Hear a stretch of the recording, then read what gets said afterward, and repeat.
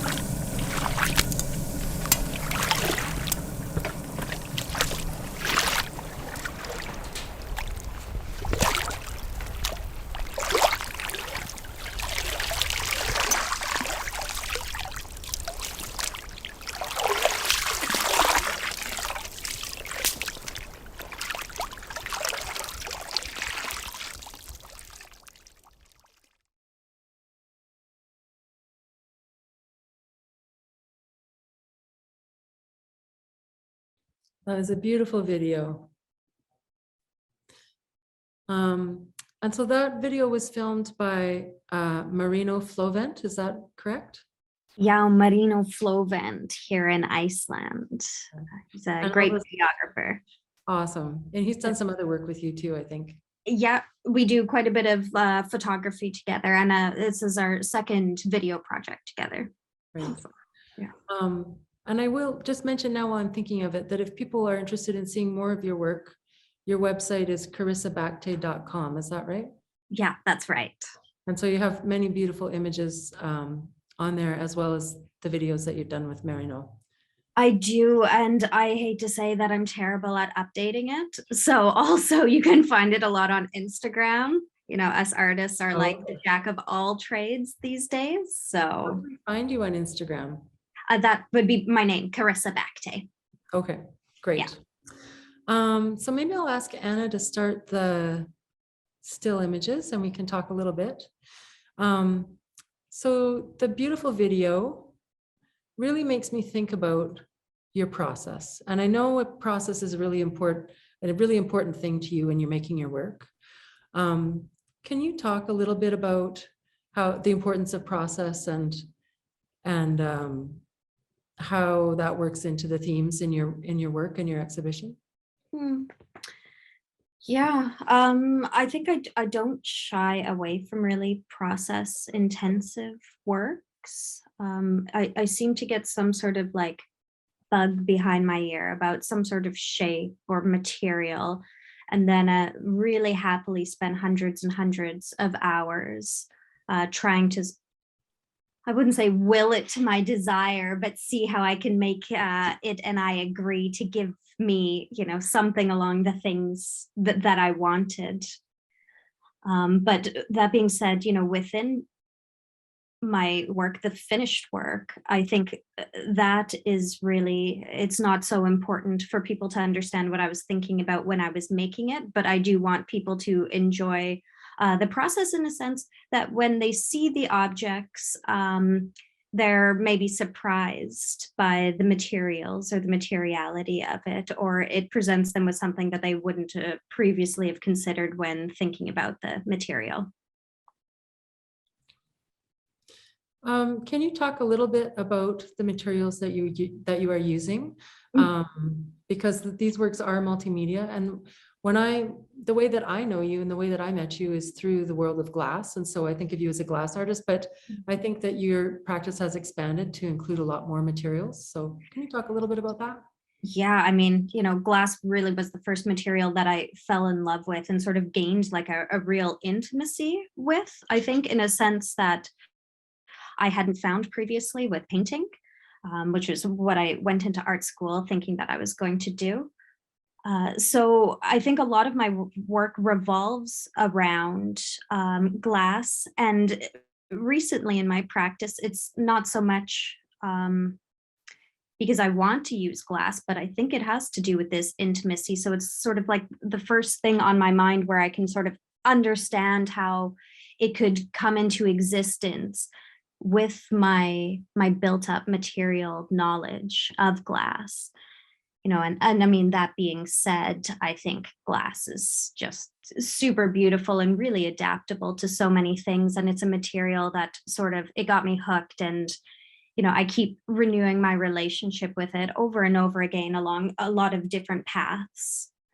So, you know, being in Europe and going for my degree, I didn't have the same relationship to glass as I did when I was leaving the Alberta University of Arts and thinking I was going to be just a glass blower, and thinking there was some parameters for me to sit within.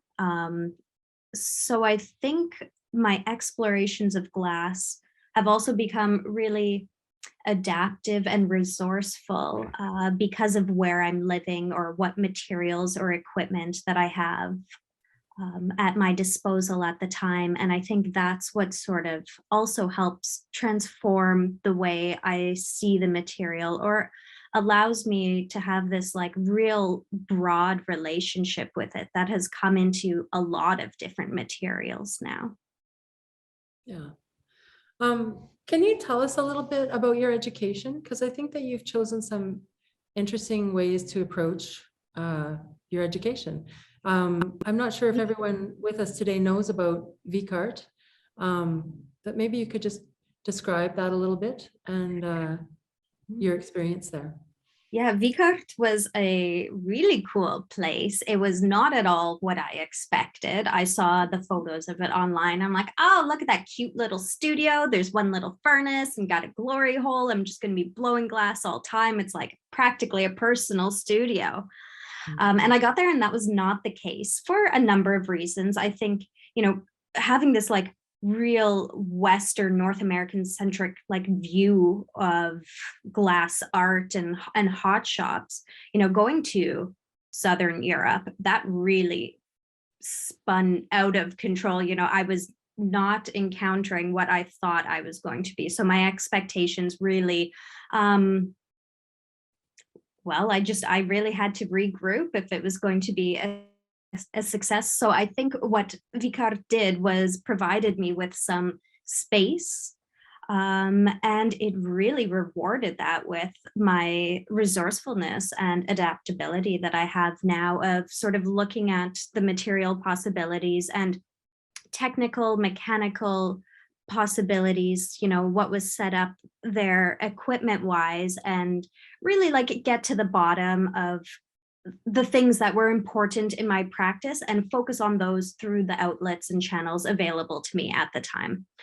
I think also going to a foreign country where you don't speak the language, even though, it is a Western world, it's quite different from anything that I had ever encountered, even being a good traveler for a long period of time. So that was an interesting part that I think is like very important to consider if you're going to do a master's degree in a foreign country, and how you are going to use that to sort of get you to the place you want to be, or how that is added incentive or added value, this discomfort, and what you learn from it. It's interesting to think about what you learned from discomfort. Because it makes other things seem so much easier when you get through an uncomfortable situation, or when you push your boundaries that way. It's absolutely all about perspective. Yeah. And is that something that comes up for you in residencies as well? Because you've done a few residencies around the world. How does that impact your practice? Yes, I think, depending on the residencies, I do quite a few self-directed residencies, but I've also done some glass residencies. And I think, when you go into a project-based residency, perhaps you've picked it and you've put out your proposal towards specific equipment or facilities that you have. And so you've got a project in mind. But that being said, I think it's really important to be adaptive on residencies, because if you only have a month and things are going sort of sideways or not the way you expected them to within those first few days, it is important to sort of understand then how you can move the project forward, or what was really actually important to get out of that. But I think also for the self-directed residency, I think that's like an interesting place to be a little bit uncomfortable, because you have to sort of set your own parameters, or make your own story for what the time's going to be. And I think also for myself, I'm like a compulsive maker. I just make. So sometimes, in that self-directed residency, taking time away from making can cause like a little bit of discomfort, and can kind of find new paths as well. I think this whole body of work, realistically, Reformer was created in a time where there was real global discomfort. This was all made during 2020 mostly, and into 2021. So as grappling with this new way of being within the pandemic, although that being said, I do spend a lot of solitary time to begin with, so it wasn't super, super different, but there was, I think, this like global hurting that was happening where it allowed me maybe within this body of work to like tap into a point of vulnerability more so than I normally would like to in my work. Yeah. And so something we talked about in the past is we've talked a little bit about that vulnerability, but also just about what the messages are in your work, and that the work is accessible to a lot of different people. I think it's something that it's easy for the audience to relate to. Is it important for you to get a specific message across with your work, or? No, not even a little bit. And, you know, it took me a little while to be able to just be able to say that and be comfortable with it. But I'm a super selfish maker. My work is very autobiographical and like 100% unimportantly so. I think, you know, I give little hints maybe in my titles and perhaps in the materials I use as well, but it's really unimportant for me to try to hit the viewer with a message, or my message, I think is what I'm trying to say. My message isn't important for the viewer. My message is important for me when I'm making the work. So during the process, that's that intimate time that allows me to really make the work. And then I have the object, which is just this like lovely side effect from the syndrome of being an artist, and that I hope that people relate to or enjoy or hate or whatever it is, and have their own sort of feelings about. Yeah. So I think what I'd like to do now is share my screen and take you on a little tour of the exhibition, just so everyone can see what the actual installation looks like. And so the objects we have on this wall are besom. Is that how you say that? Yeah, maybe besom. You said it with like a real accent. I think it gives it a little extra something. Can you tell us what that word means? It's like a marker, perhaps, for something for worship, or like in witchcraft. Oh, okay. Yeah. Cool. And then we have a grouping, persist, curve, and Neapolitan. I love the titles that you chose for your work, because I think some of them are quite delightful. And I love that there is that sort of innocent and delightful quality to a lot of the work and to the titles. So here we have Settle and Isn't She Pretty?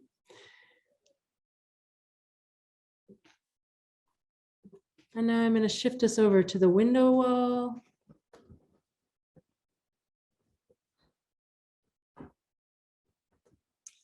I don't know how well you guys can see this backlit area. Maybe not too well.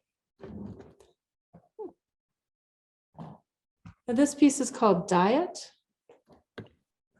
Which I think is super fitting now, especially because it went on an extra little diet during installation. It couldn't be any other way. No.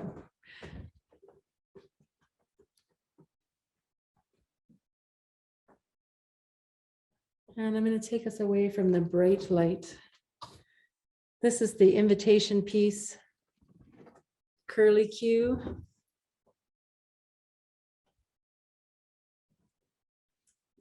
All right. And then we have Between Both and Cascade Facade.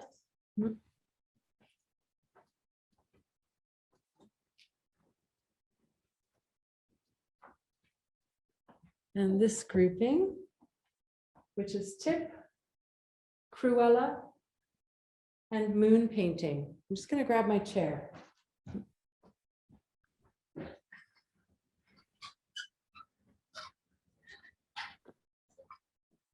So I think now it would be good to see if we have any questions from the audience. Yeah. Anybody has anything they'd like to ask, we can check that out. Anna, any luck? There is one question, and it's from our fearless leader, Jenna Stanton.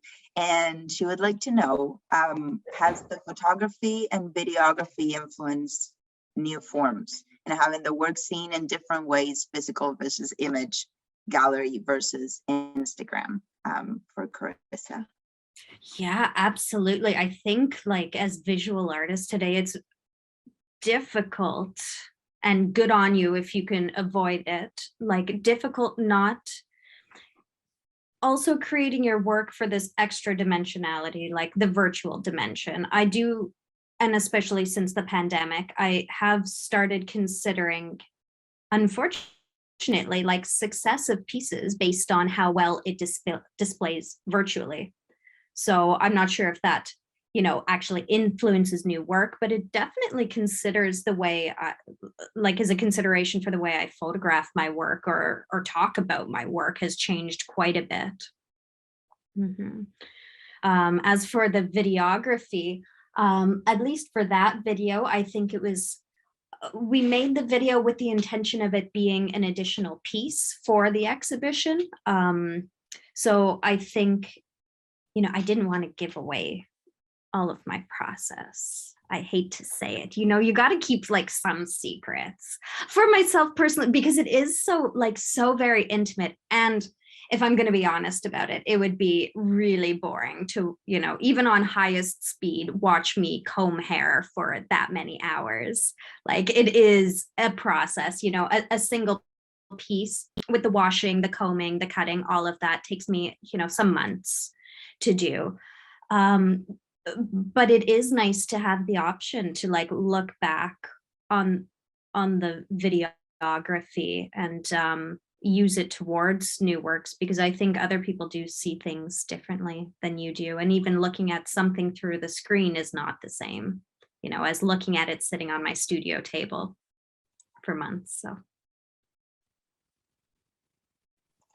There are no more questions at the chat, but just to follow up, if I may, I do have a quick question. And just following that question from Jenna that you just answered, I was wondering if you feel like the current circumstances with the pandemic have influenced how you work with videographers and photographers to basically document your work. And, what considerations do you now have in order to select those partners to show your work? yeah, that's a good one. I think they say it's not the best author, it's the best book salesperson.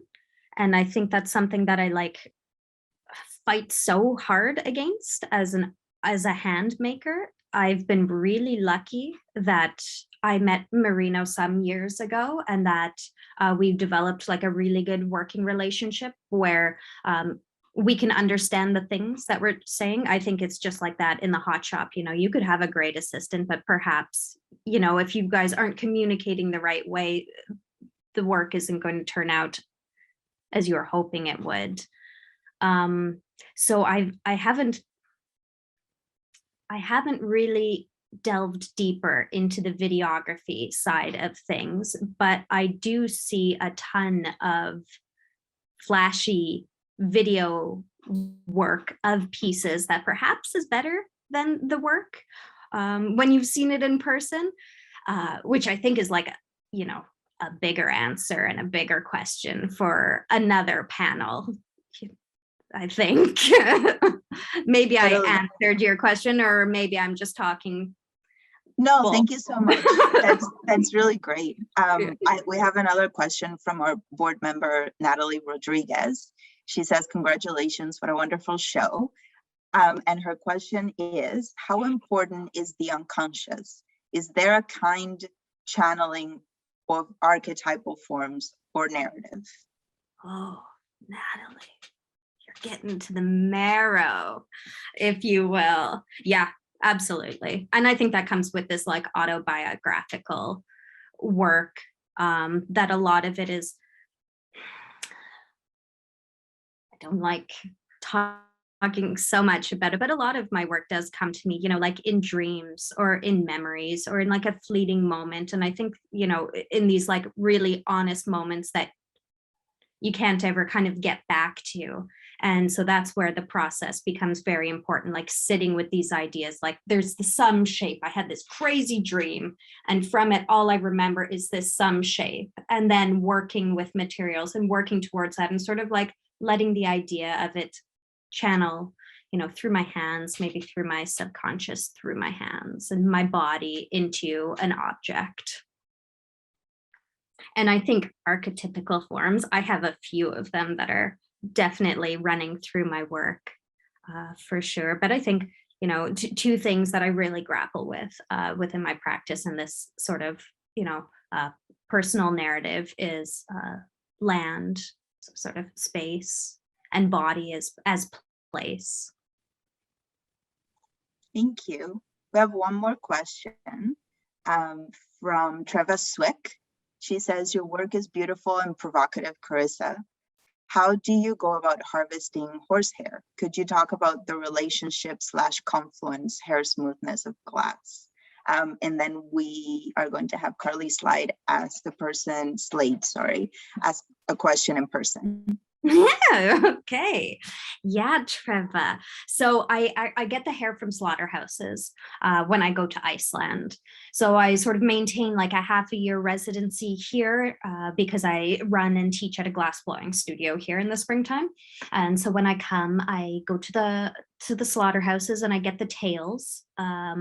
The horses here are slaughtered for food, and they keep the tails for reselling or for artists. So I started collecting them a few years ago, and they do come on the bone and through a really long and very transformative and maybe meditative, really also quite compassionate process.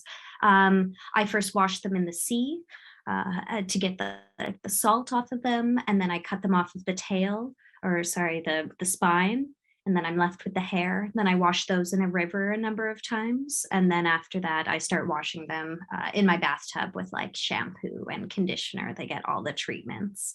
So I really spend a lot of time, very lovingly, taking these materials back into something that I want to work with and touch and like hold in my mouth while I'm working and hold in my hands and just like spend a lot of time with in their different stages, because it is such a beautiful thing when it's on the animal, it's so prized. And then it just gets lost to the landfills, I suspect, after the slaughtering process. So I'm really lucky that I've had the opportunity to work with the material. If I wasn't in Iceland, I certainly never ever would have found it.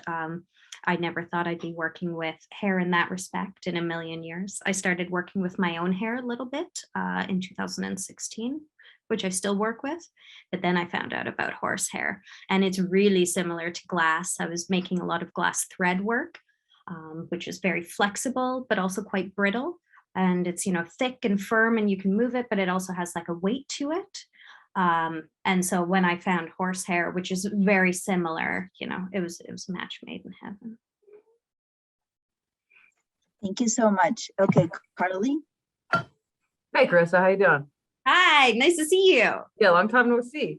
So I guess that's last time I saw you, we were in Calgary. How did you end up in Iceland? How often do you live there? What's going on? Is Neil there? What do you do? All that. I blow glass here when I can, and the other times I make work. And before the pandemic, I was traveling through Europe being a glass blower and being people's hands and doing residencies. And now the same thing in Canada. I'm always looking for them Canadian opportunities to the reason to get more Alberta skies. Always. Yeah. So that's what I'm doing. He's tattooing. Does he stay there? Mm-hmm. Yeah, he stays here. Oh, how often do you go back to Canada? Once or twice a year. Okay, nice. Yeah. Yeah. Cool. Nice to see you. Yeah, you too. Amazing. We have one more follow-up question from Natalie Rodriguez, and she's wondering do you think your objects are sitting in the uncanny? I don't know. I don't know what that means, Natalie. Tell me more. What does it mean? I think they are uncanny. I think that they like I don't know what that word means, but in my understanding of it, they're kind of like sitting somewhere in between a thing and another thing that kind of looks like a separate thing. Well, the answer is yes. Great. Oh, good. First of all, I just want to say how wonderful this show is, Thank you. how thought-provoking it is for me, because there is a lot of these moments that sort of transition between sort of kind of a physical object and fairy tale. And I don't mean like, you know, I think it's kind of funny that fairy tale and tale, haha. But the uncanny is kind of like the dark woods, you know, that uncomfortable feeling when you go into the dark woods, or you feel something is happening at the periphery of your vision, and you feel unsettled, not necessarily spooked, but unsettled. And so, Yeah, I mean, you know, absolutely. yeah. So when you said, you know, that that one word was like basant or something like that, Awesome. Besam comes from sort Like of folklore sorcery. and sorcery, and so there's like these works kind of invoke something, like in terms of memory and in terms of sort of like this kind of mythic fairy tale. And so that's why I was curious about the uncanny. It comes from Freud. It comes from that sort of unsettling nature thing. Well, and I think, you know, it's hard to have hair off the body and it not be super unsettling, but then I go and make it look like, you know, people's parts or their ponytails or something you'd use on your body just to. Well, and Sure. even the horsehair sits between human hair and horsehair. Like I don't think it's really recognizably as horsehair until you get fairly close. I think you're right. Yeah. Anyway, congratulations again. How exciting. Thank you. Thank you.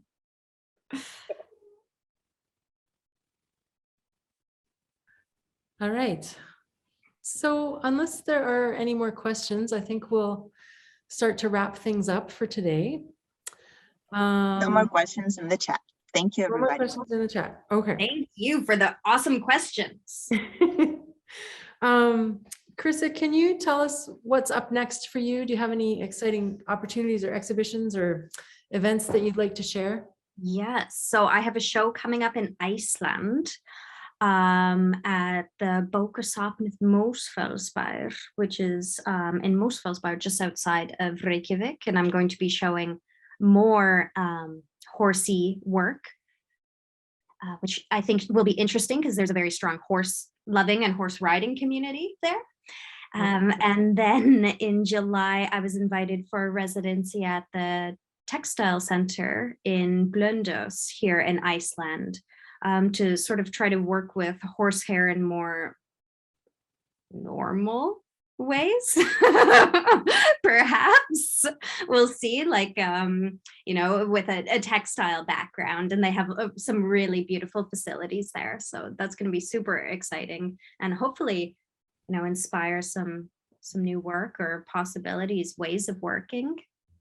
And then I have another exhibition in Iceland at the end of the year at a gallery downtown. But 2023, I'm going to be showing again with the Alberta Craft Council. Lucky me. So that's also coming up, and perhaps there's going to be some sneaky new works in there as well. Great. And you mentioned earlier something about the Clay and Glass Museum as well. You're part of an exhibition there. Oh, yeah. I believe it starts in September. It's called Voices. I have some mirror work going to that exhibition at the Canadian Clay and Glass Gallery. Yeah. Yeah. In Waterloo, I think. Yes. Yeah. First time. I'm looking forward to it. Great. Yeah. Well, thank you very much. Thanks for sharing your great work in the exhibition and for coming and talking to us today. We are going to send this exhibition to the Calgary location, so that'll be happening early next year. We don't have those dates completely nailed down yet, but we'll be getting that information out soon. Again, this exhibition is on view here in Edmonton until Saturday the 30th. So if you're in the area and you'd like to come in and see it before we take it down, you have a week to do so. Thanks again, Carissa, for everything. It was great to chat with you, and and hear more about your process and your work. And thanks to everybody for coming to listen today.